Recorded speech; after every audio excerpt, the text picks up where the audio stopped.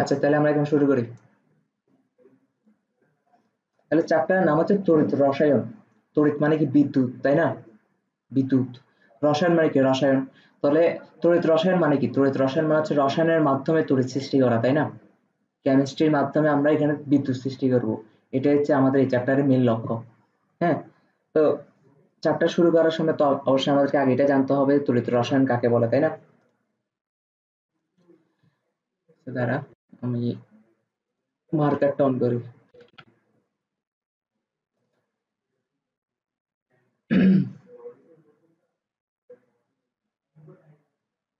হ্যাঁ,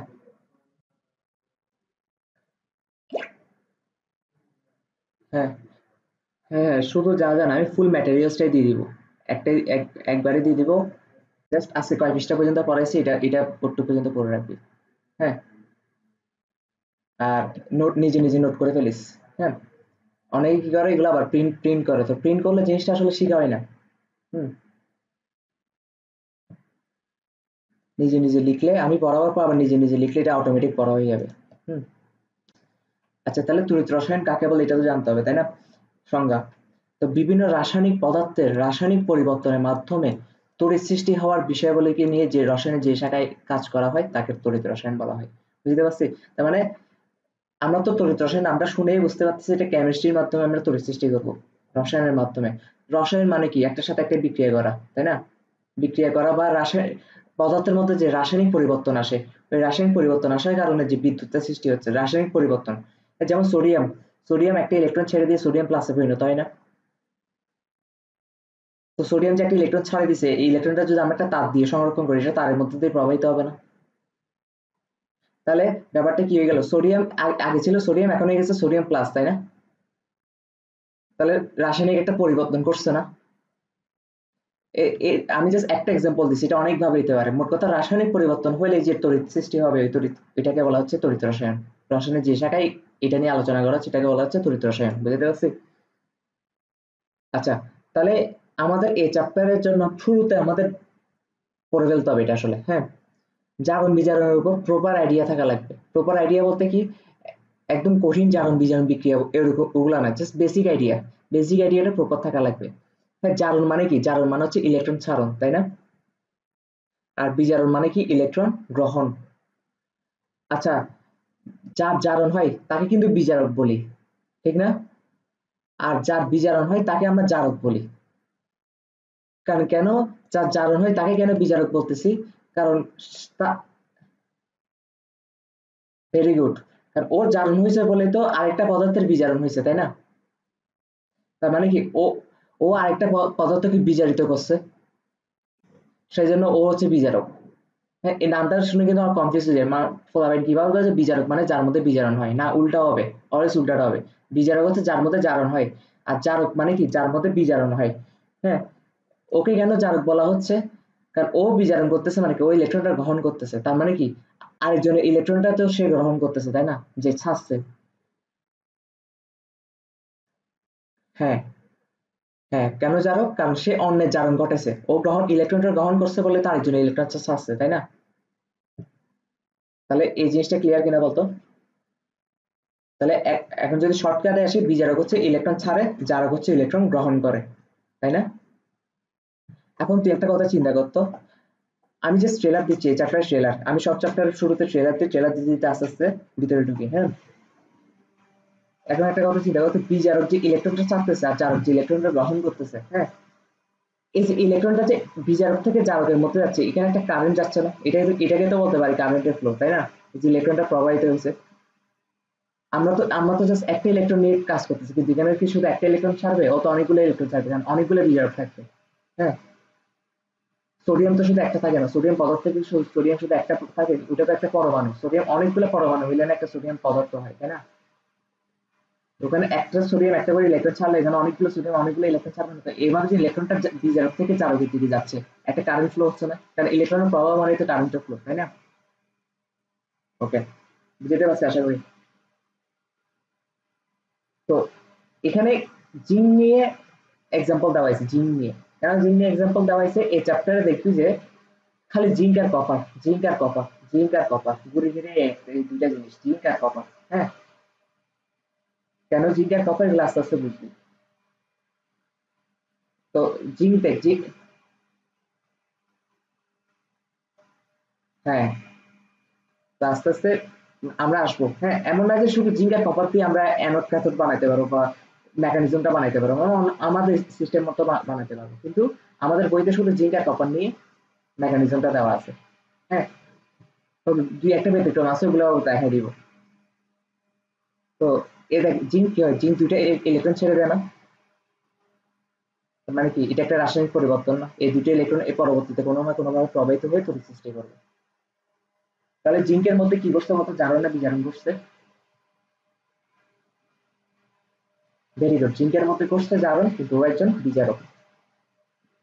এবার হচ্ছে একটু বাচ্চাদের পড়ায় আসে। হ্যাঁ, বাচ্চাদের পড়ায় তড়িৎ পরিবহন করে কিনা এর উপর ভিত্তি করে পদার্থ সম্পর্কে দুই ভাগে ভাগ করা যায়। একটা হচ্ছে তড়িৎ পরিবাহী পদার্থ, একটা তড়িৎ অপরিবাহী পদার্থ, তাই না? বা তড়িৎ কুপরিবাহী পদার্থ। তড়িৎ পরিবাহী পদার্থ মানে কি, যে সকল পদার্থের মধ্য দিয়ে তড়িৎ চলাচল করতে পারে তাকে তড়িৎ পরিবাহী পদার্থ বলে। বুঝতে পারছিস? নর্মালি দুনিয়ার যত ধাতু আছে ধাতুগুলাই তড়িৎ পরিবাহী হয়। হুম। আর তড়িৎ অধাতু হচ্ছে তড়িৎ অপরিবাহী হয় বা তড়িৎ কুপরিবাহী হয়। হ্যাঁ, তো এখন ব্যাপার হচ্ছে যে তড়িৎ পরিবাহী তার মানে কি, দুনিয়ার সব ধাতু পরিবাহী গুলা, তাই না? তবে একটা অধাতু পরিবাহী আছে যেটা আবার তড়িৎ পরিবাহীর মতন কাজ করে, অধাতু হয়েও সেটা তড়িৎ পরিবাহীর মতন কাজ করে, সেটা হচ্ছে গ্রাফাইট। ওকে, তাহলে এটা এমসিকিউর জন্য ইম্পর্টেন্ট না? এখন যা পড়া এগুলো হচ্ছে এমসিকিউর জন্য ইম্পর্টেন্ট। নিচের কোনটি তড়িৎ পরিবাহী পদার্থ? অপশন এ গ্রাফাইট থাকবে। এখন পড়াবেন কিভাবে গ্রাফাইটটা অধাতু, অধাতু বা অধাতুর মধ্যে তড়িৎ প্রবাহিত হয় না, তখন কিভাবে ভুল ভুল জায়গায় দিয়ে চলে আসবে, কিন্তু গ্রাফাইট তো অধাতু হওয়া সত্ত্বেও তার মধ্যে কি তড়িৎ পরিবাহিত হয়। আর ধাতু পরিবাহীর সব থেকে কমন একটা এক্সাম্পল হচ্ছে কপারের তার। এই যে আমাদের বাসা বাড়িতে যে তার ইউজ করতেছি, হ্যাঁ, সব তারই কপারের। আর তড়িৎ অপরিবাহী পদার্থ কি, যে সকল পদার্থের মধ্যে দিয়ে তড়িৎ চলাচল করতে পারে না তাদেরকে তড়িৎ অপরিবাহী পদার্থ বলে। হ্যাঁ, আর তড়িৎ অপরিবাহী পদার্থ সমূহ সাধারণত অধাতব হয়, এগুলো তো আমি একটু আগে বলছি। আর এখানে হচ্ছে এক্সাম্পল গুলো সব থেকে ইম্পর্টেন্ট, কারণ নিচের কোনটি তড়িৎ অপরিবাহী পদার্থ, নিচের কোনটি তড়িৎ পরিবাহী পদার্থ, এইগুলা প্রশ্ন আসবেই এই চ্যাপ্টার থেকে। তো এখন এই প্রশ্নগুলো আসার সময় আমরা ভুলাই ফেলি, তো ভুলানো যাবে না। আমরা যদি তড়িৎ অপরিবাহী পদার্থের এক্সাম্পল গুলো মুখস্থ করে ফেলতে পারি, ওগুলা ছাড়া বাকি যা বাদ বাকি যা থাকে ওগুলো তড়িৎ পরিবাহীর এক্সাম্পল, তাই না? কারণ আমরা তড়িৎ পরিবাহীর এক্সাম্পল কিন্তু সব পড়িনি, আমরা শুধু কপার পড়ছি, কিন্তু আরো আছে না? কিন্তু আমি লেকচার তো তোদের জন্য ইজি করে সাজানো আছে। হ্যাঁ, তা আমার কি দরকার, দুইটা শিখার তো দরকার না, আমি তো জানি এই প্রশ্ন এমসিকিউতেই আসবে, আর কোথাও আসবে না। হ্যাঁ, তো তুই শুধু তড়িৎ অপরিবাহী গুলো শিখ, তো বাদ বাকি যা থাকবে ওগুলো তড়িৎ পরিবাহী হবে, তাই না? অপশনে বাদ বাকি যা থাকবে। তাহলে তড়িৎ অপরিবাহী পদার্থের এক্সাম্পল এটা কেমন মনে রাখবো, কাকার চাপে গন্ধ প্রসারিত হয়। এখন এই ছন্দের কি অর্থ আমাকে জিজ্ঞেস করে, আপনার এটা একটা ছন্দ বানানো হয়েছে। হ্যাঁ, ছন্দটা কি, কাকার চাপে গন্ধ প্রসারিত হয়। তো কাকার মধ্যে দুইটা কা আছে, তো একটা কা দিয়েছে কাঠ আর একটা কা দিয়েছে কাঁচ। হ্যাঁ, চা চা দিয়েছে চিনি, আর প দিয়েছে পেট্রোল। গন্ধ দিয়েছে গন্ধক, আর প্রসারিত দিয়েছে প্লাস্টিক, আর হয় দিয়েছে হীরক।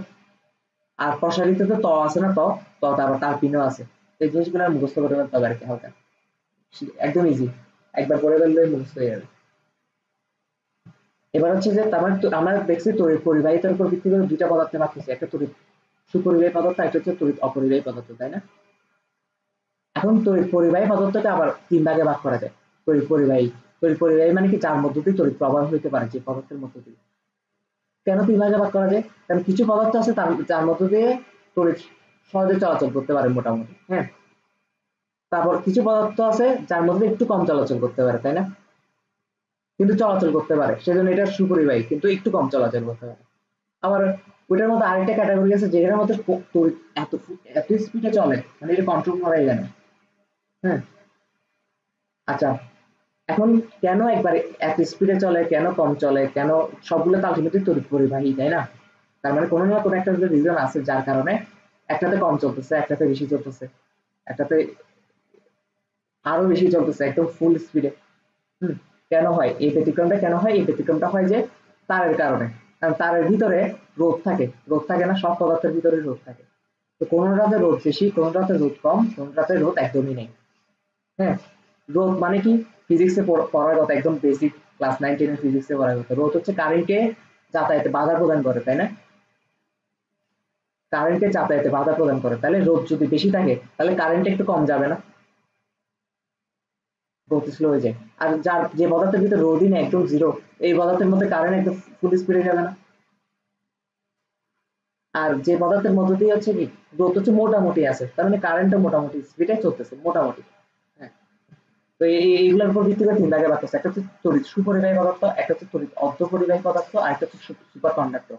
প্রথম কথা হচ্ছে এমসিকিউর জন্য সব থেকে ইম্পর্টেন্ট ওদের এক্সাম্পল গুলা। হ্যাঁ, নিচের কোনটি তড়িৎ সুপরিবাহী পদার্থ? কপারের তার, যেটা আমরা বাসা বাড়িতে ইউজ করি। হুম, এখানে প্রচুর তড়িৎ চাই, বলাই যেতে পারে প্রচুর তড়িৎ যাচ্ছে, তাই না? প্রচুর তড়িৎ যাচ্ছে। আর এখানে রোধ থাকে, আর মানে কি রোধ না, রোদের পাশে রাইট চিহ্ন মানে কি রোদ আছে। হ্যাঁ, আমি আমি আমার নোট খাতায় কিন্তু কিছু মানে সাংকেতিক চিহ্ন দেওয়া থাকে, ওগুলো দেখলে বুঝবে। আমার তো শুধু লেখার দরকার নাই যেখানে রোদ আছে, আর যে রাইট চিহ্ন দিচ্ছে মানে কি রোদ আছে। হ্যাঁ, আর রোদ থাকা মানে কি কারেন্ট লস হবে না, একটু কারেন্ট লস হয়, একটু হলে লস হবে। তাহলে কপারের তার হচ্ছে যে তড়িৎ সুপরিবাহী পদার্থ, আর তড়িৎ অর্ধপরিবাহী পদার্থ। হ্যাঁ, এমসিকিউর জন্য খুবই ইম্পর্টেন্ট তড়িৎ অর্ধপরিবাহী পদার্থের এক্সাম্পলটা জার্মেনিয়াম আর সিলিকন। হ্যাঁ, আর ফিজিক্স সেকেন্ড পেপারে একটা চ্যাপ্টারই আছে সেমিকন্ডাক্টর, এখানে জার্মেনিয়াম আর সিলিকন নিয়ে পড়বি। হুম, ডিটেলসে পড়বি, এই চ্যাপ্টারটা তো ডিটেলসে পড়ার দরকার নেই। হ্যাঁ, যতটুকু পড়ানো একটু। তো তড়িৎ অর্ধপরিবাহী পদার্থ হচ্ছে জার্মেনিয়াম সিলিকন। এখানে হচ্ছে তড়িৎ যাবে কিন্তু কম তড়িৎ, একদম আহামরি যাবে যেমন না। তার মানে কি রোদ একটু বেশি থাকে, তাই না? তো রোদ থাকে, তার মানে কারেন্টও লস হয়, এখানেও লস হয়। হুম, আচ্ছা, এখন এখানে একটা মজার ব্যাপার আছে। এই যে তড়িৎ সুপরিবাহী পদার্থ কপার তার, এগুলো আমরা কোথায় ইউজ করি বলতো? এই যে আমরা ওয়াইফাই লাইন ইউজ করতেছি না, ওয়াইফাই লাইন, তারপর হচ্ছে যে ইয়া কি বলে, আর কিছু উদাহরণ দেওয়া লাগে। তারপর আপাতত ওয়াইফাই লাইনটাই বলি। হ্যাঁ, ওয়াইফাই লাইনে দেখতো কন্টিনিউয়াসলি বিদ্যুৎ পরিবহন হচ্ছে না, কখনো কি এটা থামে? তুই যতক্ষণ না তোর নিজের বাসার ভিতর যে ওয়াইফাই তারটা লাগিয়ে রাখছো, এটা যতক্ষণ না ছুটাচ্ছিস, প্লাগটা যতক্ষণ ছুটাচ্ছিস, এখানে তুই সারাক্ষণ নেট পাস না, সকাল বিকাল রাত দুপুর। তার মানে অফিস, ওয়াইফাই অফিস থেকে কন্টিনিউয়াসলি তোর এখানে যাতায়াত করতেছে, তাই না?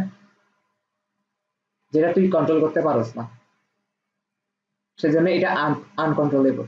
বুঝতে পারছিস? আর তোর অর্ধপরিবাহী পদার্থ কোনগুলো? যেমন তুই টিভি, তুই টিভিতে রিমোট টিপলে তখন টিভিটা চালু হয়। হ্যাঁ, ইভেন তারপর তুই টিভিতে যদি দেখো যে 3 নাম্বার চ্যানেলটা, 3 নাম্বার চ্যানেল বিটিভি চ্যানেল, তুই বিটিভি চ্যানেলেই যাবি, তুই কি স্টার জলসাতে চলে যাবে নাকি? যাবি না। তার মানে কি এটা তোর উপর কন্ট্রোল আছে। তার মানে টিভি, তারপর হচ্ছে ফ্যানের সুইচ, যেগুলো তোর উপর কন্ট্রোল হচ্ছে, ওগুলাতে তোর অর্ধপরিবাহী পদার্থ ইউজ করা হয়। হ্যাঁ, ওই তারগুলাতে। তারপর হচ্ছে সুপার কন্ডাক্টর। সুপার কন্ডাক্টর মানে কি রোধ থাকবেই না, তাই না?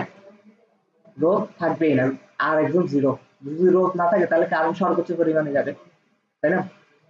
তার মানে এটা তো প্রচুর তড়িৎ, আর এটাও আনকন্ট্রোলেবল। এটার এক্সাম্পল কি? এটা অপটিক্যাল ফাইবার আছে না, অপটিক্যাল ফাইবার শুনছস তো?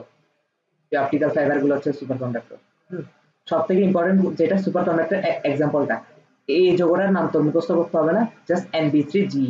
ঠিক আছে, Nb3 জার্মেনিয়াম, Nb3Ge এবার মনে রাখলে হবে।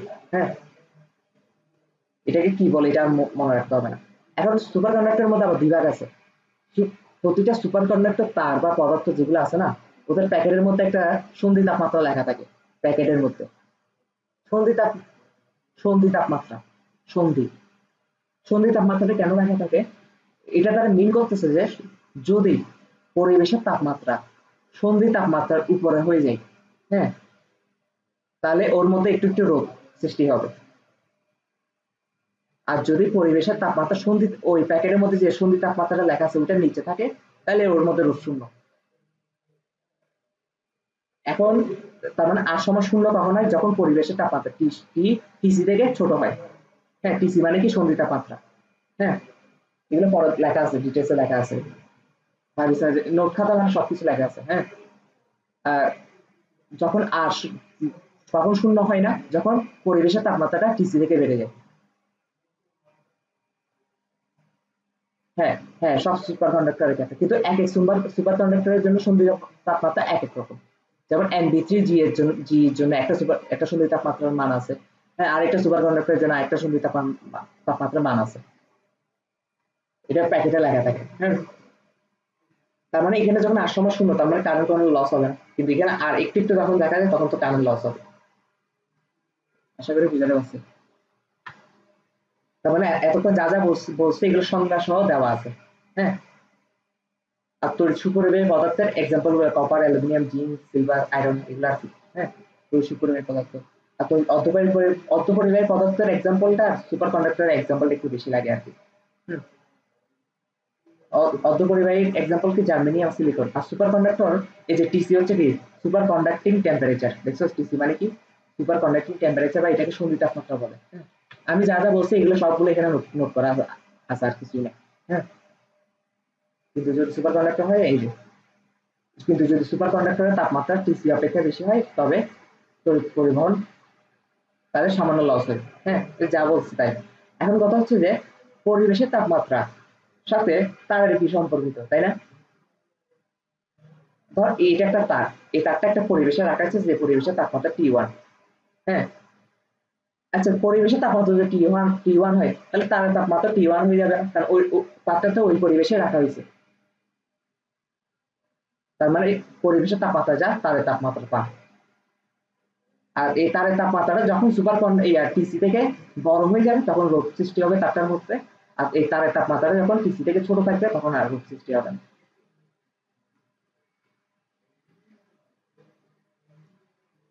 না না, হ্যাঁ, 1 পয়েন্ট এরকম। হ্যাঁ, কিন্তু আরো ডিটেলস এ পড়া আছে, কিন্তু এগুলো এই চ্যাপ্টারে পড়া না, ইভেন এটা ইন্টার লেভেলেরও পড়া না, তাই আমাদের এখন আর ওইটুকু নিয়ে লাভ নেই। হুম, তার মানে টিসি মানে কি সন্ধি তাপমাত্রা বা সুপার কন্ডাক্টিং ট্রান্সমিশন টেম্পারেচার। হ্যাঁ, টিসি কে সংক্ষেপে বলা হয় ট্রান্সমিশন টেম্পারেচার। তাহলে সুপার কন্ডাক্টরকে পরিবেশে রাখা হলে ইহা স্টেবল অবস্থায় পরিবেশের তাপমাত্রা অর্জন করে। স্বাভাবিক, যেটা সুপার কন্ডাক্টর তাকে যে পরিবেশে রাখবে ওই পরিবেশের তাপমাত্রা দিয়ে ওর তাপমাত্রা হয়ে যাবে, তাই না? আর ওই তাপমাত্রা যদি ওর প্যাকেটের গায়ে লেখা তাপমাত্রা টিসি থেকে বড় হয়ে যায় তখন রোধ সৃষ্টি হবে, আর ছোট থাকলে তখন রোধ থাকবে না, ক্রমাগত কারেন্ট যেতে পারবে। তাহলে আমাদের বইতে দুইটা সুপার কন্ডাক্টরের নাম দেওয়া আছে, এই দুইটা সুপার কন্ডাক্টরের নাম তো যে একদম কণ্ঠস্থ তটস্থ মুখস্থ রাখতে হবে এমন না, জাস্ট তুই যেন অপশন দেখলে বুঝতে পারো সেটা সুপার কন্ডাক্টর। Nb3G এটা একটা সুপার কন্ডাক্টর, আর একটা হচ্ছে YBA2CU3 মানে কপার 3 অক্সিজেন 7। বুঝতে পারছি? এটা এভাবে এভাবে মনে রাখলে হবে, একদম খাড়া মুখস্থ রাখতে হবে এমন না, অপশন দেখলে বুঝবি না তুই নিচের কোনটা সুপার কন্ডাক্টর বললে। আর আরেকটা জিনিস মনে রাখতে হবে, Nb3G এর জন্য টিসি হচ্ছে যে 23.2 কেলভিন, আর YBA2CU3 আর O7 এর জন্য টিসি হচ্ছে 90 কেলভিন। এই দুটো হচ্ছে মুখস্থ রাখতে হবে। তারপর হচ্ছে যে এখন হচ্ছে যে আমাদের এই চ্যাপ্টার একটু মেন মেন আস্তে আস্তে ঢুকতেছে চ্যাপ্টারের দিকে। তবে শুরুর দিকে এতক্ষণ যা পড়া সেগুলো ইম্পর্টেন্ট না যে বলতে পারবি না, এগুলো এমসিকিউর জন্য ইম্পর্টেন্ট। হ্যাঁ, অনেক বেশি ইম্পর্টেন্ট, বাদ দেওয়া যাবে না কোনো কিছু। কারণ এখানে যা নোট করা হয়েছে এগুলো অলরেডি ছোট করা হয়েছে, বইকে ছোট করে একদম সাজায় গুছিয়ে নোট করা আছে। তা বাদ দেওয়ার কোনো অপশন নেই। তো এখন তড়িৎ পরিবহন কৌশলের ভিত্তিতে তড়িৎ পরিবাহীটাকে দুই ভাগে ভাগ করা যায়। আচ্ছা, তড়িৎ পরিবহন কৌশল মানে কি? তুই যদি একটা তার দুই প্রান্ত ব্যাটারির সাথে লাগাই দিস তাহলে তারটার মধ্যে একটা তড়িৎ প্রবাহিত হবে না? এটা একটা কৌশল না? এই যে ব্যাটারিটা লাগাইছো এটা একটা কৌশল না? এরকম কৌশল দুই প্রকার আছে। মানে আমরা যদি একটা তারের মধ্যে দিয়ে কারেন্ট প্রবাহ করতে চাই, এরকম কৌশল দুই প্রকার। হ্যাঁ, একটা হচ্ছে তড়িৎ অবিশ্লেষ্য পরিবাহী বা এটাকে বলা হয় ইলেকট্রনীয় পরিবাহী। হুম, আরেকটা হচ্ছে যে তড়িৎ বিশ্লেষ্য পরিবাহী বা ইলেকট্রিক পরিবাহী। হ্যাঁ, ইলেকট্রোলাইটিক পরিবাহী। এটা এটা হচ্ছে ইলেকট্রনীয়, এটা হচ্ছে ইলেকট্রোলাইটিক। খেয়াল রাখতে হবে, ইলেকট্রোলাইটিক আর ইলেকট্রন সেম না।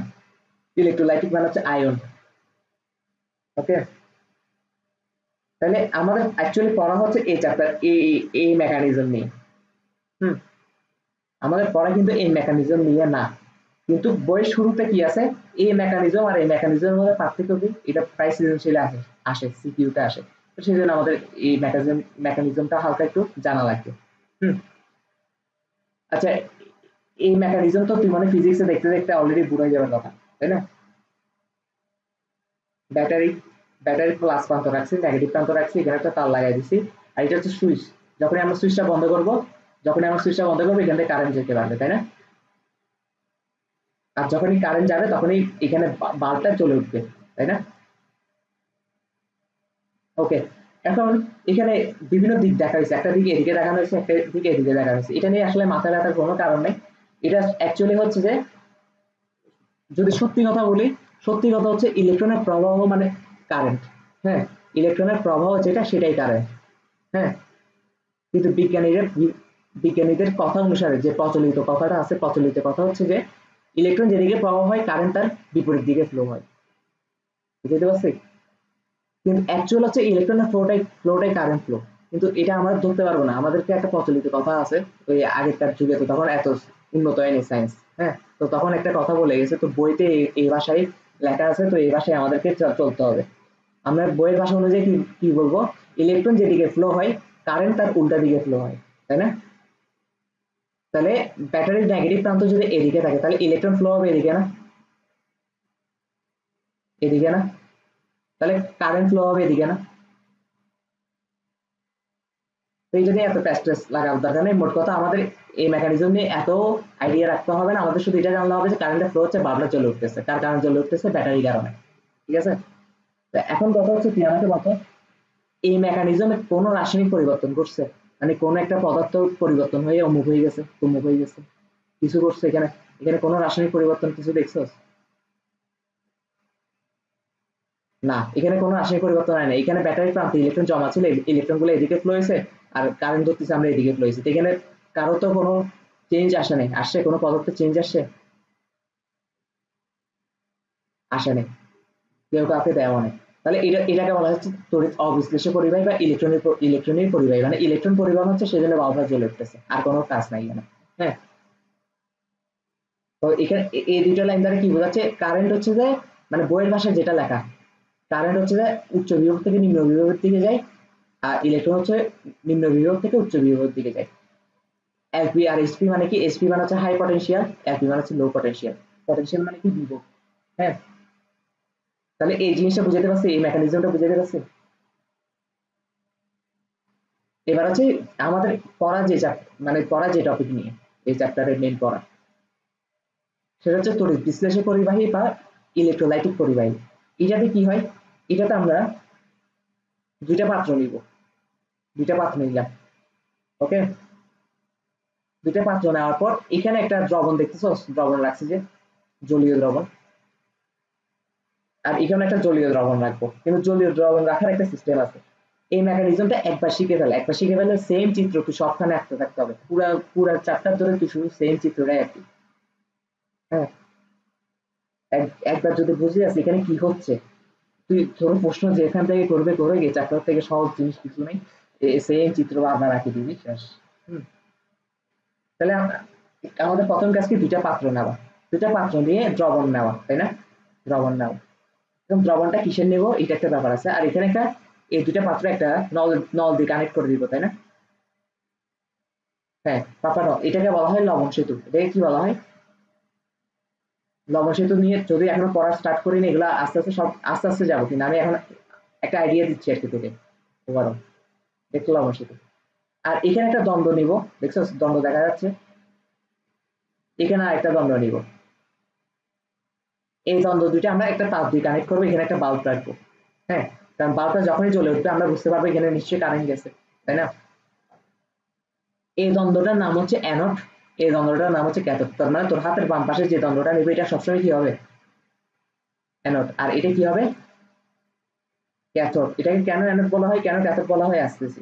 হুম, তাহলে আমি একটু আগে বলছি না, দুইটা পাত্রের দ্রবণ নিব, এই যে দ্রবণ নিব, দ্রবণটা কিসের নিব এখানে একটা, এটা বুঝতে হবে।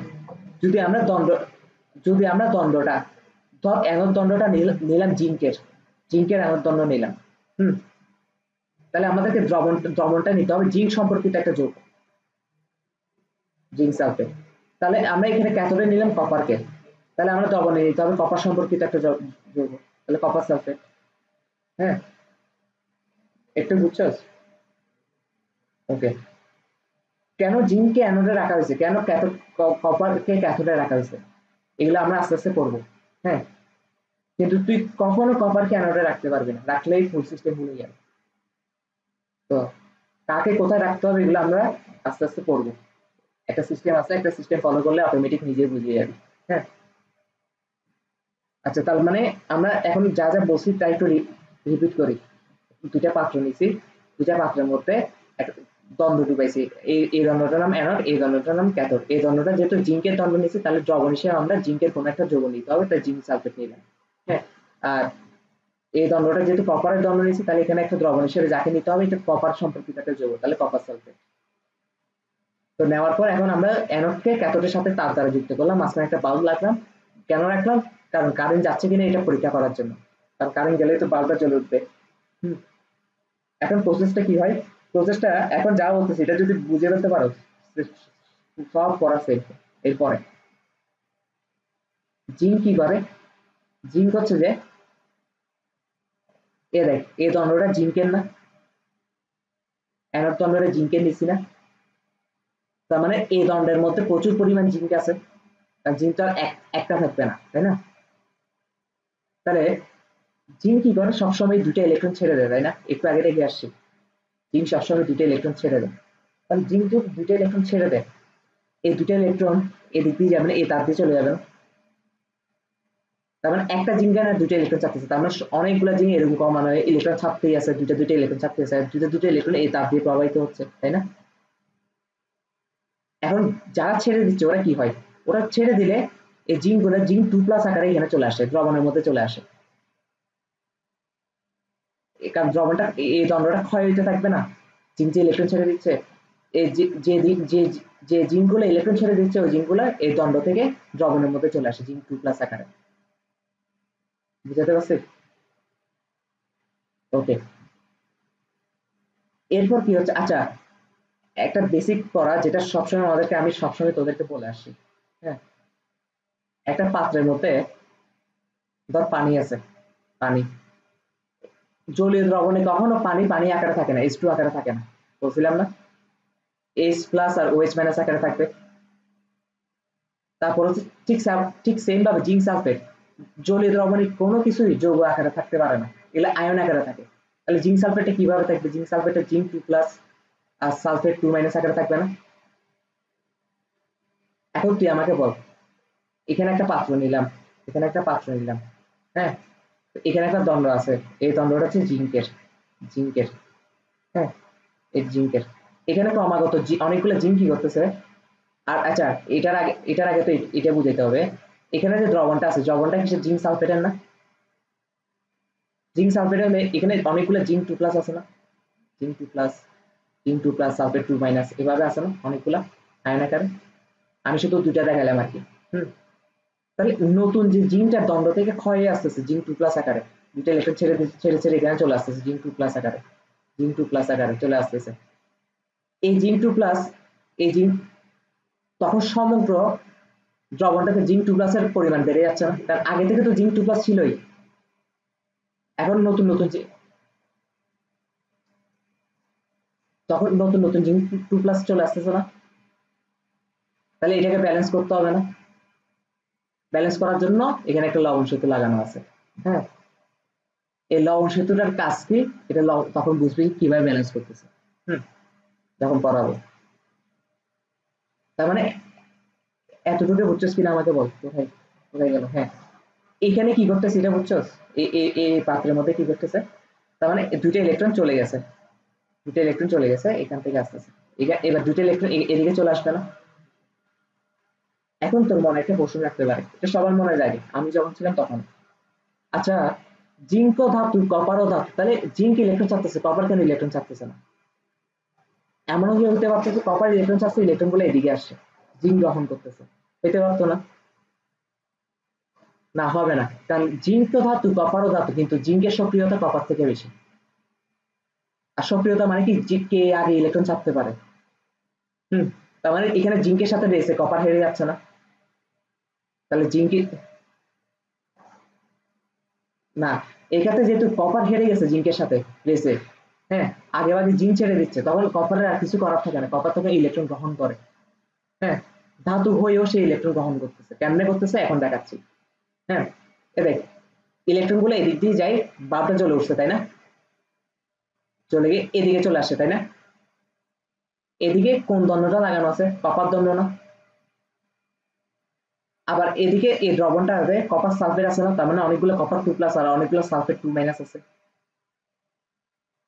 ওকে, তাহলে এখন কি হয় আমি যদি দেখাই, এই পাথরটার মধ্যে কি হয়, এই পাথরটার মধ্যে আগে থেকে অলরেডি অনেকগুলো কপার 2+ আছে, তাই না?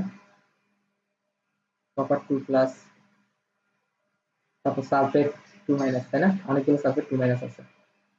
আবার এদিকে একটা দ্বন্দ্ব লাগানো ছিল, তাই না? কপার দণ্ড, কপারের দণ্ড। কিন্তু জিঙ্ক থেকে যে ইলেকট্রন গুলো আসছে সেগুলো তো কপার দণ্ডে এসে জমা হচ্ছে, তাই না? এই যে ইলেকট্রন গুলা, তার মানে এগুলো কি এক্সট্রা ইলেকট্রন না? এই এক্সট্রা ইলেকট্রন গুলা এই দণ্ডটাকে ইয়া বানাই ফেলতেছে না, মানে এক্সট্রা ইলেকট্রন কি থাকতে পারবে দণ্ডের মধ্যে? এগুলো এক্সট্রা জিনিস না, কেউ কাউকে তো গ্রহণ করে ফেলতে হবে, তাই না? এখন এই দণ্ডটা কপারের ছিল, কিন্তু এখানে তো সবগুলো কপার কপার আকারই আছে, কপার আকারে আছে, তাই না? ও কেন কোন দুঃখে 2- হবে? দরকার আছে ইলেকট্রন গুলো গ্রহণ করলেও কপার 2- পরিণত হয়ে যাবে না? কিন্তু লাভ হবে কাদের? যারা কপার 2+ আকারে আছে, ওরা কিন্তু দুইটা ইলেকট্রন গ্রহণ করলে কপারে পরিণত হয়ে যাবে, তাই না? তার মানে গ্রহণ করবে কারা? এই যে দ্রবণের মধ্যে যে কপার 2+ গুলো আছে না, এই যে এই যে ওরা এসে এই ইলেকট্রন গুলাকে গ্রহণ করে ফেলবে। আর এই ইলেকট্রন গুলাকে গ্রহণ করে ফেললে তখন এই কপার গুলা এখানে জমা হবে, এই দণ্ডের মধ্যে কপার আকারে জমা হবে, কপার আকারে জমা হয়ে যাবে না? দণ্ডটা তখন মোটা হতে থাকবে। ভেরি গুড, ভেরি গুড, দণ্ডটা তখন মোটা হতে থাকবে। আর অ্যানোডে কি হচ্ছে, দণ্ডটা চিকন হইতে আসে না, কারণ জিঙ্ক ক্রমাগত ক্ষয় হচ্ছে, জিঙ্ক ইলেকট্রন ছেড়ে জিঙ্ক 2+ আকারে বের হয়ে আসতেছে। তার মানে জিঙ্কের দণ্ডটাতে আগে 100টা জিঙ্ক থাকলে আস্তে আস্তে এটা 98, 97, আস্তে আস্তে জিঙ্কের পরিমাণ কমতেছে, তাই না? কথা সত্য কিনা? তাহলে এই জিঙ্কের দণ্ড ক্ষয়, তার মানে অ্যানোড ক্ষয় হয় আর ক্যাথোড মোটা হয়, অ্যানোড চিকন হয়, ক্যাথোড মোটা হয়। বুঝাইতে পারছি? এটা হচ্ছে আমাদের। হ্যাঁ বল। হ্যাঁ, হ্যাঁ, হ্যাঁ, হুম। অনেক ইলেকট্রন কি? হ্যাঁ, না, রোধ, আমি বলি, এই যে এখানে তো সেজন্য শুরুতে আমি তোকে বলে দিচ্ছি, একটা জিঙ্ক একটা জিঙ্ক দুইটা করে ইলেকট্রন চাপতেছে, তার মানে ক্রমাগত জিঙ্ক অসংখ্য ইলেকট্রন চাপতেছে, তাই না? তো 1,00,000টা ইলেকট্রনের মধ্য থেকে তো 50,000টা খরচ হয়ে যাক না, বাকি 50,000 তো এদিকে জমা হচ্ছে, বুঝেছ? হ্যাঁ, খরচ তো অবশ্যই হচ্ছে, কারণ রোদের সাথে সংঘর্ষ হচ্ছে না, রোদের সাথে সংঘর্ষ হচ্ছে বলে তো এখানে বাল্বটা চলে উঠতেছে, কারণ বাল্ব বাল্ব এখানে তো রোদ হিসেবে কাজ করতেছে বাল্বই, তাই না?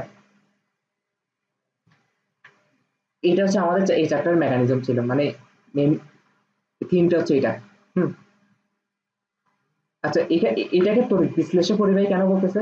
এখানে দেখতো ইয়া রাসায়নিক পরিবর্তন করছে কিনা, একসময় জিঙ্ক ছিল, জিঙ্কটা এখন জিঙ্ক 2+ পরিণত হয়েছে, তাই না? আর একসময় কপার 2+ ছিল, কপার 2+ দুইটা ইলেকট্রন গ্রহণ করে কপারে পরিণত হয়েছে। এই সমীকরণগুলো কিন্তু লিখতে জানতে হবে। জিঙ্ক থেকে জিঙ্ক 2+ প্লাস 2 দুইটা ইলেকট্রন, এখানে কিন্তু মাইনাস দেয় নেই, মাইনাস দিছে কারণ কেন? জাস্ট দুইটা ইলেকট্রন আলাদা গেছে এটা বুঝেছে। হুম। আর যদি মাইনাস দিতে চাস তাহলে কি করতে হবে? মাইনাস দিয়ে সমীকরণটা লিখতে গেলে এভাবে লিখতে হবে, জিঙ্ক মাইনাস দুইটা ইলেকট্রন পরিণত হয়েছে জিঙ্ক 2+-এ। বুঝতে পারছি? তো জিনিসগুলো বুঝতে হবে, বেসিক জিনিস কিন্তু অনেক অর্থ বহন করতেছে। এখন কথা হচ্ছে কেন কপার জিঙ্কের সাথে রেসে গেছে। হ্যাঁ, আমরা এটা কেমনে বুঝবো কাকে অ্যানোডে রাখতে হবে, কাকে ক্যাথোডে রাখতে হবে? একটা কথা সবসময় মনে রাখবে, অ্যানোডে সবসময় জারণ হয়, ক্যাথোডে সবসময় বিজারণ হয়। হ্যাঁ, সবসময় এটা যে মেকানিজমে হোক, অ্যানোডে সবসময় জারণ হইতেই হবে। হুম। দেখতো অ্যানোডে জারণ হয়েছে না, জিঙ্ক দুইটা ইলেকট্রন ছেড়ে দিয়েছে না, এটা জারণ না? আর ক্যাথোডে কপার 2+ এসে দুইটা ইলেকট্রন গ্রহণ করছে না, এটা বিজারণ হয়েছে না? তার মানে অ্যানোডে সবসময় জারণ, ক্যাথোডে সবসময় কি বিজারণ। এখন কথা হচ্ছে কে কাকে অ্যানোডে রাখবো কাকে ক্যাথোডে রাখবো কেমনে বুঝবো, কার সক্রিয়তা সিরিজ বেশি, কার সক্রিয়তা বেশি কার কম। এই ছোটবেলায় একটা কবিতা পড়ে আসছি, কবিতা না ছন্দ, লিলি কে কে না মেগাবার এলো যেন ফিরে, নিয়ে সোনা পাবে হাই কুলাঙ্গার, হাজি হাজি পিটাবে আমায়। পড়ছস না? তুই তোরা কোনটাতে শিখছস? এটাই মনে রাখিস, এটা হচ্ছে স্ট্যান্ডার্ড। হ্যাঁ, সবাই এটাই। লিলি কে কে না মেগাবার এলো যেন ফিরে, সোনা পাবে হাই কোথাকার হাজি আজ পিটাবে আমায়। এটা একবার শিখে গেলে আর জীবনে ভুলবি না, এটা আমার এখনো একদম মুখে মুখে বাজে। হুম। তাহলে এখানে লি মানে কি লিথিয়াম, কে মানে পটাশিয়াম, কে মানে ক্যালসিয়াম, তারপর হচ্ছে না মানে সোডিয়াম, ম্যাগাবার মানে ম্যাগনেসিয়াম, অ্যালো দিয়ে অ্যালুমিনিয়াম, জ্যানো দিয়ে হচ্ছে জিঙ্ক, ফিরে দিয়ে হচ্ছে আয়রন, সোনা দিয়ে হচ্ছে সোনা দিয়ে হচ্ছে অ্যাসেন বা টিন আর কি। হ্যাঁ, পাবে মানে লেট, পিবি লেট, হাই মানে হাইড্রোজেন, কোথাকার মানে কপার, হাজি দিয়ে হচ্ছে যে মার্কারি বা এজি, আর আস দিয়ে হচ্ছে সিলভার বা এজি, আর পিটাবে দিয়ে হচ্ছে পিটি প্লাটিনাম, আর আমায় দিয়ে অরাম। অরাম মানে কি সোনা। হুম। না সিলভার তো এজি, এইউ, এইউ হচ্ছে কি সোনা, এটা হচ্ছে মেন সোনা। আর এটা হচ্ছে ছন্দের সোনা, ছন্দের সোনা কিন্তু অ্যাসেন মানে টিন, এটা খেয়াল রাখতে হবে। ওকে, তাহলে এটা শিখলে আমাদের লাভ কি হবে, যত উপর থেকে নিচে নাম এরা কিন্তু সবাই ধাতু, সবাই ধাতু, সবাই কিন্তু ইলেকট্রন ত্যাগ করার পসিবিলিটি বেশি, সবাই ইলেকট্রন ত্যাগ করতে চায়, কিন্তু কার সক্রিয়তা বেশি সে আগে ছাড়বে, আর যে রেসে হেরে যাবে তার সে বাধ্য ইলেকট্রন গ্রহণ করতে হবে, আর কিছু করার নেই। হ্যাঁ, যদি সে গ্রহণ করে না, সে যে যে দ্রবণ আছে দ্রবণেরটা গ্রহণ করে। হুম, হুম, না বিক্রিয়া হবেই না। বুঝতে পারছি? তাহলে দেখ, তার মানে কি যে রেসে হেরে যাবে তাকে ইলেকট্রন গ্রহণ করতে হবে। হ্যাঁ, যদিও সে সরাসরি গ্রহণ করতেছে না, আমি আগে বলছি এখানে কিন্তু ও কিন্তু গ্রহণ করে নাই, কপার কিন্তু গ্রহণ করে নাই, দণ্ডের কপার কিন্তু গ্রহণ করে নাই, করছে যে ও ওর যে দ্রবণটা আমরা এখানে রাখছিলাম ওখানে কপার 2+ এসে যাবে, ইয়া করছে, গ্রহণ করছে। বুঝতে পারছি? হারলে তো একটা না একটা স্যাক্রিফাইস করতে হবে। হুম, নিজে গ্রহণ করতেছে ঠিক আছে, কিন্তু তার যে দ্রবণের কপার 2+ আইনগুলো আছে ওদেরকে দিয়ে গ্রহণ করাইতে হবে। হুম, তো এখন কথা হচ্ছে, তার মানে যত উপর থেকে নিচে নামবো এই ছন্দের মধ্যে তত সক্রিয়তা কমবে। এখন এখন দেখ তো মিলে কিনা, জিঙ্ক আছে এখানে আর কপার আছে এদিকে, তার মানে নিচে কে কপার না, কপার কিন্তু জিঙ্কের অনেক নিচে, তাহলে তো অবশ্যই জিঙ্কের এসে জিতবে তাই না। সেই জন্য জিঙ্কে কোথায় রাখতে হবে, জিঙ্ক যেহেতু ইলেকট্রন ছাড়ে তাহলে জিঙ্কে রাখতে হবে অ্যানোডে। হুম, তো এই কথাগুলো এখানে লেখা আছে। আর এটা হচ্ছে হাইড্রোজেন। হুম, হাইড্রোজেন নিচে কারা আছে আর উপরে কারা আছে এই জিনিসটা একটু মনে রাখতে হবে, যদি মনে রাখার কি আছে, কিন্তু ছন্দ মুখস্থ করে ফেললে অটোমেটিক চলে আসবে মুখে মুখে। হুম, তো আচ্ছা, তাহলে আমি যা যা বলছি এগুলো এখানে লেখা আছে, এই যে একটি ধাতু যত উপরে থাকবে তার সক্রিয়তা তত বেশি হবে, অর্থাৎ ধাতু সক্রিয়তা সিরিজে যত নিচে নামবো তত সক্রিয়তা তত কমতে থাকবে। হ্যাঁ, এগুলো বলছি না। আর হাইড্রোজেন উপরে যারা আছে তারা হাইড্রোজেন অপেক্ষা বেশি সক্রিয়, মানে এই লাইনটা দ্বারা কি বোঝাচ্ছে, এই লাইনটা দ্বারা এটা বোঝাচ্ছে যে মানে হাইড্রোজেন উপরে যারা আছে তার মানে ওরা হাইড্রোজেন থেকে বেশি সক্রিয়, আর হাইড্রোজেন থেকে যারা নিচে আছে ওরা হাইড্রোজেন থেকে কম সক্রিয়, তাই না। তাহলে এখন যদি তোকে একটা প্রশ্ন করি, জিঙ্ক ও আয়রনের মধ্যে কে বেশি সক্রিয়, জিঙ্ক, জিঙ্ক এদিকে আর আয়রন এদিকে, তাই না। আশা করি বুঝাতে পারছি কোনটা।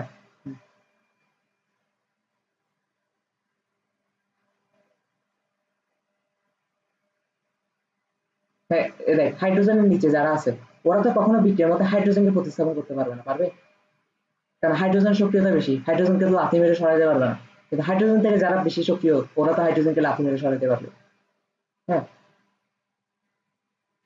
বুয়েটে একটা প্রশ্ন আসছে, খুবই মজার প্রশ্ন। হ্যাঁ, জাস্ট এক লাইনের বিক্রিয়া কিন্তু নাম্বার কত জানো, 10। কেন এই প্রশ্নটা আসছে তোর থেকে, এখন প্রশ্নটা দেখলে অনেক সহজ মনে হতে পারে, কিন্তু প্রশ্নটা যখন তুই সব চ্যাপ্টার পড়ে যাবি তখন তোর মাথায় এই টপিকটা আছে কিনা এটাই ওরা চেক করতেছে, বেসিক ঠিক আছে কিনা। ওরা কি বলছে, ওরা দুইটা বিক্রিয়া লিখে দিছে। হ্যাঁ, একটাতে বিক্রিয়াতে দেখা যাচ্ছে জিঙ্কের সাথে সালফিউরিক অ্যাসিডের বিক্রিয়া হচ্ছে H2SO4 এর, আরেকটাতে দেখা যাচ্ছে কপারের সাথে সালফিউরিক অ্যাসিডের বিক্রিয়া দিচ্ছে, আর বাক্সটা খালি রাখছে, বাক্সটা ফিল আপ করতে হবে। দেখতো হাইড্রোজেন থেকে জিঙ্কের সক্রিয়তা সিরিজের উপর আছে না, তার মানে জিঙ্কের সক্রিয়তা বেশি না, তার মানে জিঙ্ক কি হাইড্রোজেনকে প্রতিস্থাপন করতে পারবে না, তাহলে এটা কি জিঙ্ক সালফেট হয়ে যাবে না, আর এটা হাইড্রোজেনটা আলাদা হয়ে যাবে না। কিন্তু কপার কি হাইড্রোজেনকে প্রতিস্থাপন করতে পারবে, তাহলে এটা কোনো রিঅ্যাকশনই ঘটবে না। কিন্তু পোলাপাইন উত্তেজিত হয়ে যেত, পোলাপাইন আরে ইজি বিক্রিয়া কপার সালফেট হবে, হ্যাঁ, আরে চোখ বন্ধ করে কপার সালফেট লিখে দিছে। তারপর বাসায় এসে স্যারকে বলতে, স্যার প্রশ্ন তো অনেক সহজ সহজ হচ্ছে, এটা কোনো প্রশ্ন দিল, বুঝেছেন? এই খামখেয়ালি করা যাবে না, যেটা প্রশ্ন দিছে মানে কি নিশ্চয়ই এখানে কোনো গাফিলতি আছে। আচ্ছা, তাহলে তড়িৎ পরিবহনের মেকানিজমের ভিত্তি করে তড়িৎ পরিবাহী দুই প্রকার। একটু আগে যেটা বলছি যে ধাতব বা ইলেকট্রনিক পরিবাহী, আর হচ্ছে তড়িৎ বিশ্লেষক পরিবাহী। এই যে এটা হচ্ছে ধাতব বা ইলেকট্রনিক পরিবাহী, আমি এটা ইলেকট্রনিক পরিবাহের মাধ্যমে হয়। তাহলে এটা আবার কেন লিখতে হচ্ছে, এবার হচ্ছে বৈশিষ্ট্যগুলো করতে হবে। এই মেকানিজমে ধাতব পরিবাহীতে তড়িৎ প্রবাহ একটি ভৌত পরিবর্তন। ভৌত পরিবর্তন মানে কি, যেখানে কোনো রাসায়নিক পরিবর্তন হচ্ছে না। এখানে কোনো রাসায়নিক পরিবর্তন হচ্ছে হচ্ছে না। হ্যাঁ, বাইরে পরিবর্তন হচ্ছে, যেটা আমরা খালি চোখে দেখতে পাচ্ছি বা অনুভব করতে পারতেছি। হ্যাঁ, যেমন বাল্বটা জ্বলে উঠতেছে, আমরা তো বুঝতেছি ব্যাটারি লাগাইছি, তার মানে ব্যাটারি থেকে ইলেকট্রন গেছে, আর কোথা থেকে যাবে, তাই না? কোনো এখানে কোনো রাসায়নিক বিক্রিয়া ঘটে না। তাহলে দুইটা পার্থক্য লিখতে বললে আশা করি পারবি। হ্যাঁ, সব থেকে যেটা ইম্পর্টেন্ট এমসিকিউর জন্য, ক্লাস সিকিউর জন্য, টেম্পারেচার বাড়ালে কি হয়, টেম্পারেচার বাড়ালে কি হয়, একটা তারের মধ্যে যদি টেম্পারেচার বাড়াস, তাহলে তারের ভিতর যে উপাদানগুলো আছে, উপাদানগুলোর মধ্যে কম্পন সৃষ্টি হবে না। আর কম্পন সৃষ্টি হলে রোধ বাড়বে না, কারণ কম্পন সৃষ্টি হচ্ছে মানে কি, তারের ভিতর উপাদানগুলো কাঁপতেছে, তার মানে এই অবস্থায় যখন কারেন্ট ফ্লো হইতে যাবে তখন কারেন্ট বাধাপ্রাপ্ত হবে না, কারণ তার উপাদানগুলো কাঁপতেছে। তার মানে টেম্পারেচার বাড়ালে রোদও বেড়ে যায়, আর রোদ বেড়ে গেলে কারেন্টটা কম হয়, কম ফ্লো হয়। এখানে ইলেকট্রনের ছোটাছুটি লেখা আছে, আসলে এটা ইলেকট্রনের ছোটাছুটি হবে না, এটা হবে যে তারের উপাদানগুলো ছোটাছুটি বেড়ে যায়। হ্যাঁ, আর ইলেকট্রনের পরিবাহীর ক্ষেত্রে ওহমের সূত্র, কুলম্বের সূত্র প্রযোজ্য, যেগুলো তো ফিজিক্সে পড়ে আসছে। হ্যাঁ, তা হচ্ছে ইলেকট্রনের পরিবাহীর ক্ষেত্রে তড়িৎ পরিবহনের মান তুলনামূলক বেশি থাকে, তার মানে কারেন্ট একটু বেশি ফ্লো হয় তুলনামূলক ভাবে। হ্যাঁ, আর ইলেকট্রনের পরিবাহীর ক্ষেত্রে ফ্যারাডের সূত্র প্রযোজ্য না। ফ্যারাডের সূত্র কি, এটা এই চ্যাপ্টারের মেইন সূত্র, ফ্যারাডের সূত্র আমরা আসবো। হুম, এবার হচ্ছে তড়িৎ বিশ্লেষণ পরিবাহীর ক্ষেত্রে কি হচ্ছে। হ্যাঁ, সংজ্ঞাটা লেখা আছে, সংজ্ঞা তো পড়াবার কিছু নেই, এগুলো মুখস্থ করে যাবে। হ্যাঁ, বৈশিষ্ট্য কি লেখা আছে, বৈশিষ্ট্য লেখা আছে রাসায়নিক পরিবর্তন ঘটে এই ক্ষেত্রে। আর এই ক্ষেত্রে কিন্তু ওহমের সূত্র আর কুলম্বের সূত্র ব্যবহার করা যাবে না, এই ক্ষেত্রে হচ্ছে ফ্যারাডের সূত্র ব্যবহার করতে হবে। হুম, আর এখানে কিন্তু ইলেকট্রন প্রবাহের মাধ্যমে অ্যাকচুয়ালি হচ্ছে না, এখানে আয়ন স্থানান্তরের জন্য তড়িৎ প্রবাহ সৃষ্টি হচ্ছে মেইনলি, তাই না? জিঙ্কটা জিঙ্ক 2+ পরিণত হচ্ছে বলে তো কারেন্টটা ফ্লো হচ্ছে, তাই না? তার মানে এখানে মেইনলি চেঞ্জ হচ্ছে আয়নটা, ইলেকট্রন না, তার মানে এটা হচ্ছে আয়ন স্থানান্তরের জন্য তড়িৎ প্রবাহ সৃষ্টি হয়। আর এই ক্ষেত্রে হচ্ছে তাপমাত্রা বৃদ্ধি ফলে, ওইটাতে কি দেখছিলাম, এমনি নর্মাল তড়িৎ পরিবাহীর ক্ষেত্রে কি দেখছি যে তাপমাত্রা বৃদ্ধি করলে রোধ বাড়ে, আর রোধ বাড়লে কারেন্ট কারেন্ট কম যায়, তাই না? কিন্তু এই ক্ষেত্রে উল্টা, এক্ষেত্রে তাপমাত্রা বৃদ্ধি করলে আয়নের স্থানান্তর দ্রুত হয়। এই যে জিঙ্কটা জিঙ্ক 2+ তাড়াতাড়ি কনভার্ট হয়, আর জিঙ্ক যদি জিঙ্ক 2+ তাড়াতাড়ি কনভার্ট হয়, তাহলে কারেন্ট ফ্লোটা আরো বেশি হবে না, ফলে দ্রুত ফ্রি ইলেকট্রন সৃষ্টি হয়, ফলে তড়িৎ পরিবহন বেড়ে যায়। তার মানে এই ক্ষেত্রে উল্টা, এই ক্ষেত্রে তাপমাত্রা বাড়ালে তড়িৎ পরিবহন বাড়ে, আর ওই ক্ষেত্রে তাপমাত্রা বাড়ালে তড়িৎ পরিবহন কমে। এটা এটা এটা সিকিউতেও আসবে যে কেন এই ঘটনা ঘটে, আর এমসিকিউতেও আসবে, ভুলে ফেলা যাবে না। বেসিক ঠিক থাকলে আনসার করতে পারবে। হ্যাঁ, এখানে রোধ করা, এখানে রোধ কমতেছে, ব্যাপারটা এমন, এখানে ব্যাপারটা ইজি জানো, এটা তাপমাত্রা বৃদ্ধি করলে আয়ন স্থানান্তরটা দ্রুত হয়। আয়ন স্থানান্তর মানে কি, জিঙ্ক 2+ তাড়াতাড়ি কনভার্ট হতে শুরু করে। তো এরকম যদি ক্রমাগত অনেকগুলা জিঙ্ক 1 সেকেন্ডের ভিতর জিঙ্ক 2+ কনভার্ট হয়ে যায়, তাহলে অনেকগুলো ইলেকট্রন সৃষ্টি হয়েছে না। ওই ইলেকট্রন গুলা এবার তারের মধ্যে রোধ বাড়ুক না, সমস্যা নেই, কিন্তু ইলেকট্রন তো পরিমাপ অনুসারে অনুপাতে বেশি সৃষ্টি হয়েছে, সেজন্য হচ্ছে যে এই ক্ষেত্রে তড়িৎ পরিমাণ বেড়ে যায়। এটা সিকিউ তো আসবে, এমসিকিউ তো আসবে। তো শর্টকাটে যদি বলা হয়, টেম্পারেচার বাড়ালে ইলেকট্রনের পরিবাহের ক্ষেত্রে আই কমে, আর টেম্পারেচার বাড়ালে তড়িৎ বিশ্লেষণ পরিবাহের ক্ষেত্রে আই বাড়ে। এবার হচ্ছে পার্থক্য, পার্থক্য তো যা পড়াইছি তাই। হ্যাঁ, এগুলা জাস্ট বক্স আকারে লেখা আছে। হ্যাঁ, তারপর হচ্ছে কি, তড়িৎ বিশ্লেষণ পদার্থের প্রকারভেদ। হুম, যে সকল পদার্থের মধ্য দিয়ে তড়িৎ প্রবাহিত করা হলে এরা আয়নে বিভক্ত হয়ে যায় তাদেরকে তড়িৎ বিশ্লেষ্য পদার্থ বলে। তার মানে তড়িৎ বিশ্লেষ্য পদার্থ কাকে বলবো? যাদের মধ্যে যে এবার হচ্ছে কোন একটা পদার্থের উপর যদি কারেন্ট সাপ্লাই করে, হ্যাঁ, তো সোডিয়াম ক্লোরাইড এটা একটা পদার্থ না? এটার উপর যদি কারেন্ট দেয়, কারেন্ট দিলে সোডিয়াম ক্লোরাইড থাকবে, এটা আয়ন আকারে বিভক্ত হয়ে যাবে না, সোডিয়াম প্লাস আর সিএল মাইনাস। এই যে তার মানে সোডিয়াম ক্লোরাইড একটা তড়িৎ বিশ্লেষ্য পদার্থ। ঠিক আছে? যে সকল পদার্থের মধ্য দিয়ে তড়িৎ প্রবাহিত করা হলে এরা আয়নে বিভক্ত হয়ে যায় তাদেরকে তড়িৎ বিশ্লেষ্য পদার্থ বলে। যেমন পানি একটা তড়িৎ বিশ্লেষ্য পদার্থ, কারণ পানিকে যখন কারেন্ট দিবি, কারেন্ট দেওয়ার সাথে সাথে এটা 2H+ আর O2- এ পরিণত হবে। হ্যাঁ, এখন আয়নে বিভক্ত হবে কি হবে না এর উপর ভিত্তি করে পদার্থ সমূহকে দুই ভাগে ভাগ করা যায়। একটা হচ্ছে তড়িৎ বিশ্লেষ্য পদার্থ, একটা হচ্ছে তড়িৎ অবিশ্লেষ্য পদার্থ। হ্যাঁ, তড়িৎ অবিশ্লেষ্য পদার্থ মানে কি, যাদের উপর কারেন্ট দিলে ওরা ওরা আয়নে বিভক্ত হবে না, ওরা যেমন আছে তেমনই থাকবে। হুম। আর তড়িৎ বিশ্লেষ্য পদার্থ মানে কি, যাদের উপর কারেন্ট দিলে ওরা ভাগ হয়ে যাবে। কিন্তু কিভাবে ভাগ হচ্ছে, কত পার্সেন্ট ভাগ হচ্ছে, এটার উপর ভিত্তি করে আবার দুই ভাগে ভাগ হচ্ছে তড়িৎ বিশ্লেষ্য পদার্থকে। একটা হচ্ছে তীব্র তড়িৎ বিশ্লেষ্য, একটা হচ্ছে মৃদু তড়িৎ বিশ্লেষ্য। তীব্র তড়িৎ বিশ্লেষ্য হচ্ছে 95% থেকে প্রায় 100%। হ্যাঁ, এটা দ্বারা কি বোঝাচ্ছে? এটা দ্বারা বোঝাচ্ছে যে সোডিয়াম ক্লোরাইড আছে না, ধর একটা দ্রবণে 100টা সোডিয়াম ক্লোরাইড আছে, কথা কথা ধর 100টা আছে, আমি বুঝার জন্য বলছি। ওই দ্রবণে যদি কারেন্ট দেয় 100টার মধ্যে 95 থেকে 100টা সোডিয়াম ক্লোরাইড বিভক্ত হয়ে যাবে, আয়নে বিভক্ত হয়ে যাবে। জিনিসটা বুঝাতে পারছি? এরকম পটাশিয়াম ক্লোরাইড, হাইড্রোক্লোরিক অ্যাসিড, তারপর হচ্ছে সালফিউরিক অ্যাসিড। আর কিছু আছে মৃদু তড়িৎ বিশ্লেষ্য, আয়নে বিভক্ত হয় ঠিক আছে কিন্তু কম পরিমাণে, যেমন হচ্ছে CH3COOH মানে ইথানোয়িক অ্যাসিড। ধর একটা দ্রবণে 100টা ইথানোয়িক অ্যাসিড আছে, তুই এখন কারেন্ট দিচ্ছ, কারেন্ট দিতে দেখবি যে 100টা থেকে মাত্র 5টা ইথানোয়িক অ্যাসিড হয়তো ভাগ হয়েছে, কিন্তু বাকি 95টা এখনো ভাগ হয়নি, আয়নে বিভক্ত হয়নি, মাত্র 5%। 5% বা 5% থেকে কম হয়। হ্যাঁ, এগুলো হচ্ছে কি, ইথানোয়িক অ্যাসিড, তারপর হচ্ছে কার্বনিক অ্যাসিড H2CO3, তারপর হচ্ছে অ্যামোনিয়াম হাইড্রোক্সাইড। হ্যাঁ, আর অবিশ্লেষ্য মানে কি, ওদেরকে যতই কারেন্ট দেয় ওরা হবে না। পানি কিন্তু, আমি একটু আগে বলছি কি, এই জায়গায় আমি ইচ্ছা করে বলছি, পানি কিন্তু তড়িৎ বিশ্লেষ্য পদার্থ যদি পানিতে খনিজ লবণ মিশ্রিত থাকে। কিন্তু পানিটা যদি একদম বিশুদ্ধ পানি হয়, ওইটা তড়িৎ অবিশ্লেষ্য পদার্থ হিসেবে কাজ করে। বুঝতে পারছি কেন? এটা আসলে রিজন নেই, এটা পানির একটা ধর্ম। পানিতে এরপর যতই কারেন্ট দেয়, মানে তোর পানিতে কোনো ময়লা বা খনিজ লবণ কিছুই নেই, তাহলে এটা কখনোই ভাগ হবে না, এটা আয়নে বিভক্ত হবে না, একদম বিশুদ্ধ পানি। হ্যাঁ,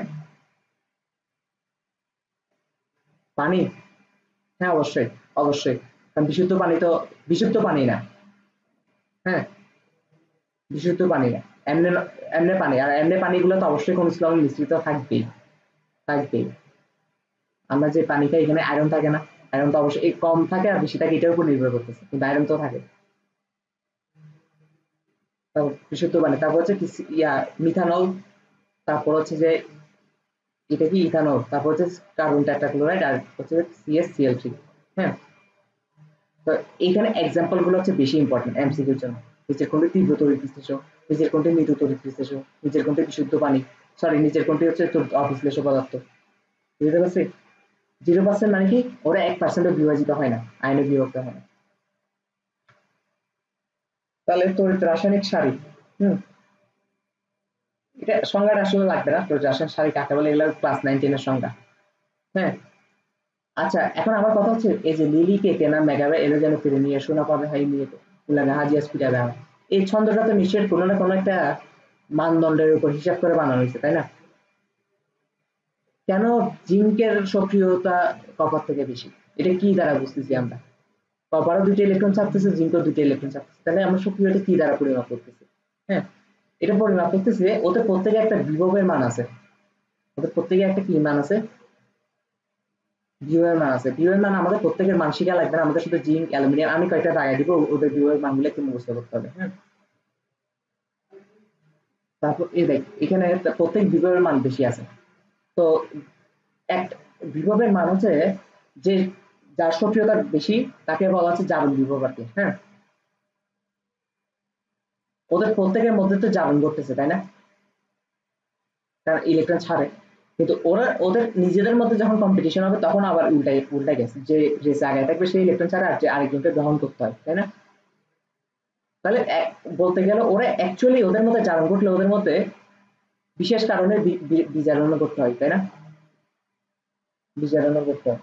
এখন আমার কথা হচ্ছে যে তার মানে ওদের একটা জারণ বিভবেরও মান থাকবে, একটা বিজারণ বিভবেরও মান থাকবে, তাই না? তো যত নিচের দিকে নামবো জারণ বিভব তত কমতে থাকে, স্বাভাবিক। সক্রিয়তা কমতেছে না, নিচের দিকে নামতেছে সক্রিয়তা কমতেছে না, সক্রিয়তা কমতেছে মানে কি ইলেকট্রন ছাড়া প্রবণতা কমতেছে, আর ইলেকট্রন ছাড়া প্রবণতা কমতেছে মানে কি জারণ কমতেছে। হ্যাঁ, তার মানে ওদের জারণ একটা বিভবের মান যেটা দেওয়া থাকবে জারণ বিভব, ওই জারণ বিভবটা কমতে থাকবে। এখন জারণ বিভব কি এগুলো কি এখন এত মাথায় আনার দরকার নেই। হ্যাঁ, অটোমেটিক বুঝতে থাকবি আগে থেকে আপাতত বিভব। হ্যাঁ, বিভব কেন সৃষ্টি হয়, বিভব এটা তো সবাই জানে, দুই প্রান্তে বিভব পার্থক্য সৃষ্টি হয় না। জিঙ্ক আর কপারকে যখন দুইটা তার দ্বারা যুক্ত করছো, একটা তার দ্বারা যুক্ত করছো, তখন জিঙ্কের একটা পরিবর্তনের কারণে ওখানে একটা ইলেকট্রিক ফিল্ড সৃষ্টি হয়েছে, তাই না? আর কপার একটা ইলেকট্রিক ফিল্ড সৃষ্টি হয়েছে, ওই ইলেকট্রিক ফিল্ডের মানটা হচ্ছে বিভবের মান আর কি। তো আমাদের এত ডিটেলস জানা লাগবে না, আমাদের শুধু বিভবের মানগুলো জানলে হবে। হ্যাঁ, ওর জারণ বিভব এত, ওর জারণ বিভব, তার জারণ বিভব কমতে থাকে। এখন জারণ, তুই যদি কোনো একটা মৌলের জারণ বিভবের মান জানোস, হ্যাঁ, তুই কিন্তু সেই মৌলের অটোমেটিক বিজারণ বিভবের মান জানোস। আবার যদি প্রশ্নে তোর বিজারণ বিভবের মান দেওয়া থাকে তাহলে তুই অটোমেটিক জারণ বিভবের মান জানোস। তার মানে প্রশ্নে যে কোনো একটা মান দেওয়া থাকলে তুই আরেকটা মান নিজেই জানোস। কেন জানোস? যে মানটা দেওয়া থাকবে তার মাইনাস ফর্মটা হচ্ছে যে উল্টাটা। তাহলে কোন মৌলের জারণ বিভব সমান কি সেই মৌলের মাইনাস মাইনাস সেই মৌলের বিজারণ বিভব। হুম, তাহলে কোন মৌলের বিজারণ বিভবের মান দেওয়া আছে, তাহলে ওই জারণ বিভব কিভাবে বের করবি? ওই বিজারণ বিভবের সাথে আগে একটা মাইনাস লাগাই দিলে তো জারণ বিভব চলে আসতেছে। বুঝতে পারছি? তাহলে এগুলো ধাতু না, এগুলো সবগুলো ধাতু। হ্যাঁ, আর এগুলো কি সবগুলো দেখ ক্যাটায়ন, সবগুলো ক্যাটায়ন না? ক্যাটায়ন মানে কি যারা ইলেকট্রন ছাড়ছে, ছাড়ে। তো যত ক্যাটায়নের ক্ষেত্রে দেখা যাচ্ছে যত নিচের দিকে নামবো জারণ বিভব কমতে থাকে। আর জারণ বিভব কমতে থাকলে বিজারণ বিভবের ক্ষেত্রে কি হবে? উল্টা হবে না? কারণ মাইনাস না, একে অপরের উল্টা না? তাহলে কি বিজারণ বিভব কি হবে? বাড়তে থাকবে। তাহলে ক্যাটায়নের ক্ষেত্রে যত নিচের দিকে নামবো বিজারণ বিভব বাড়তে থাকবে, জারণ বিভব কমতে থাকবে। এবার তোকে একটু উল্টা উল্টা দিক থেকে প্রশ্ন করতে দেখি, 5 মিনিট দেখি বলতো, এই সারিটার মধ্যে আমি যত উপরের দিকে উঠবো বিজারণ বিভব কি হবে? বাড়বে না কমবে? কমতে থাকবে। Very good. হুম, জারণ বিভব বাড়তে থাকবে। Very good. আর অ্যানোডে সবসময় জারণ হয়, ক্যাথোডে সবসময় কি হয়? বিজারণ হয়। আর যার জারণ বিভব বেশি সে তাকে অ্যানোডে থাকতে হয় বা অ্যানোডে যেতে চায়। তো সে যেহেতু অ্যানোডে যেতেছে তার মানে তাকে অ্যানোডে থাকতে হবে, তাই না? এবার এবার বুঝতে পারছি কেন জিঙ্ককে ওখানে রাখছি, কেন কপারকে কেন রাখছি, ক্যাথোডে রাখছি। যার জারণ বিভব বেশি তাকে অ্যানোডে রাখবো, আর যার বিজারণ বিভব বেশি তাকে ক্যাথোডে রাখবো। তো লাইনটা একটু সাজা লিখলে অ্যানোডে যেতে চায় না লিখে অ্যানোডে তাকে রাখবো, ক্যাথোডে তাকে রাখবো, এবার লিখে দিলে হবে। হ্যাঁ, তারপর হচ্ছে যে তুই যেতে বসো 1 ঘন্টা পড়াইতে, আমি 1 ঘন্টায় পড়াবো, তাও শেষ করে দিব। তোকে জাস্ট প্রমাণ করে দিব তুই যদি রেগুলার ক্লাস করস 1 সপ্তাহের মধ্যে কেমিস্ট্রি চ্যাপ্টার শেষ। 1 ঘন্টা 2 ঘন্টা ম্যাটার না। হুম, 1 সপ্তাহ না, 8-9 দিন আর কি। 8-9 দিনও কিন্তু অনেক কম সময় কেমিস্ট্রি একটা চ্যাপ্টারের জন্য। আচ্ছা, এবার হচ্ছে তড়িৎদ্বার বিভব। হুম, তার মানে তড়িৎদ্বার বিভব, তড়িৎদ্বার মানে কি? ওই যে অ্যানোড একটা দণ্ড না, দ্বার মানে হচ্ছে দণ্ড। হ্যাঁ, না, এখানে দণ্ড হিসেবে ইউজ হচ্ছে। হ্যাঁ, তড়িৎদ্বার মানে একটা তড়িৎ দণ্ড। এটা কি? তড়িৎ দণ্ড, যে দণ্ডের মধ্যে বিভব থাকে। স্বাভাবিক, আমি যদি জিঙ্কের দণ্ড ইউজ করি, জিঙ্কের একটা বিভব আছে না, একটু আগে বলছি। হ্যাঁ, কপারের দণ্ড ইউজ করলে কপার একটা বিভব থাকবে। তো এই তড়িৎদ্বার বিভবটা দুই প্রকার, একটা হচ্ছে জারণ বিভব, একটা হচ্ছে বিজারণ বিভব। আচ্ছা, এখন একটা প্রশ্ন আসতে পারে, আমি কি কখনো কপারকে অ্যানোডে রাখতে পারবো না? পারবো। কখন পারবো? যখন কপারকে অ্যানোডে রাখছি তার মানে কপারের নিচে যারা আছে ওদেরকে ক্যাথোডে রাখতে হবে, কপারের উপরে যারা আছে ওদেরকে কিন্তু ক্যাথোডে রাখতে পারবো। ওরা সবারই যোগ্যতা আছে অ্যানোড ক্যাথোডে থাকার। হ্যাঁ, কিন্তু যাকে অ্যানোডে রাখতেছি ক্যাথোডে রাখতে হবে তার নিচে যারা আছে তাদেরকে। তার মানে কপারকে আমরা যদি ধর, কথার কথা আমি একদম বেসিক ক্লিয়ার করে দিচ্ছি আর কি। হ্যাঁ, তোর কথার কথা আমরা কপারকে অ্যানোডে রাখলাম। হুম, আর এই যে মার্কারি আছে না, বা সিলভারই তো, সিলভারকে আমরা কোথায় রাখলাম? ক্যাথোডে রাখলাম। হ্যাঁ, এই ক্ষেত্রে কপারে কিন্তু জারণ ঘটবে, যে এই ক্ষেত্রে কিন্তু কপারে বিজারণ ঘটবে না, তাই না? কপারকে যে অ্যানোডে রাখছি, তখন অ্যানোডে কপারের মান বসাইতে হবে কোনটা, বিজারণ বিভবের মান বসাবে নাকি জারণ বিভবের মান বসাবে? জারণ বিভবের মান বসাবে। কিন্তু এখন যখন আমি যদি মেকানিজমটা জিঙ্ক আর কপার নিয়ে তৈরি করি, জিঙ্ককে অ্যানোডে রাখছি আর কপারকে ক্যাথোডে রাখছি, তখন কপারের বিজারণ বিভবের মান বসাবে নাকি জারণ বিভবের মান বসাবে? বিজারণ বিভবের মান বসাবে। কেন বসাবে? কারণ আমরা সবাই জানি ক্যাথোডে বিজারণ হয়, অ্যানোডে জারণ হয়। জিনিসটা এবার ফুল ক্লিয়ার কিনা বলতো, একদম বেশি ক্লিয়ার কিনা? ক্যাটায়নের গুলো পড়ে বলছে, এবার হচ্ছে অ্যানায়নের গুলা। অ্যানায়নের গুলো একটু পড়া লাগে। হ্যাঁ, তো একদম ইজি। নাসা কবে আইলো হাই? হ্যাঁ, না দিয়ে হচ্ছে নাইট্রেট, সা দিয়ে হচ্ছে সালফেট, ক দিয়ে হচ্ছে ক্লোরিন, ব দিয়ে হচ্ছে ব্রোমিন, আ দিয়ে হচ্ছে আয়োডিন, আর হাই দিয়ে হচ্ছে হাইড্রক্সিল। এটাকে হাইড্রক্সিল বলে না? হাইড্রক্সাইড। হ্যাঁ, অ্যানায়নের ক্ষেত্রে উল্টা। অ্যানায়নের ক্ষেত্রে যত নিচের দিকে নামবো জারণ বিভব তত বেড়ে যায়। ক্যাটায়নের ক্ষেত্রে কিন্তু জারণ বিভব উপরে বেশি যায়, নিচে কমতে থাকে, তাই না? আর অ্যানায়নের ক্ষেত্রে যত নিচের দিকে নামবো জারণ বিভব তত বেড়ে যাবে। আর তার মানে উল্টা ঘটবে, যত নিচের দিকে নামবো বিজারণ বিভব তত কমে যাবে না? তার মানে ক্যাটায়নের উল্টাটা আর কি। হুম, তাহলে একটা মনে রাখলে বাকিটা তো নিজে বুঝবি। ক্যাটায়নের নিচে নামলে জারণ বিভব কমে, তাহলে জারণ বিভব যদি নিচে নামলে কমে, তাহলে নিচে নামলে বিজারণ বিভব বাড়ে। হ্যাঁ, আর অ্যানায়নের ক্ষেত্রে নিচে নামলে জারণ বিভব বাড়ে। তো আজকের পড়া এতটুকুই। আমি তোকে ম্যাটেরিয়ালসটা পাঠিয়ে দিচ্ছি, নোট করে ফেল, যা যা যা যা পড়াইছি নোট করে ফেল। হুম, ওকে। আর তোর রিয়া শেষ হয়েছে?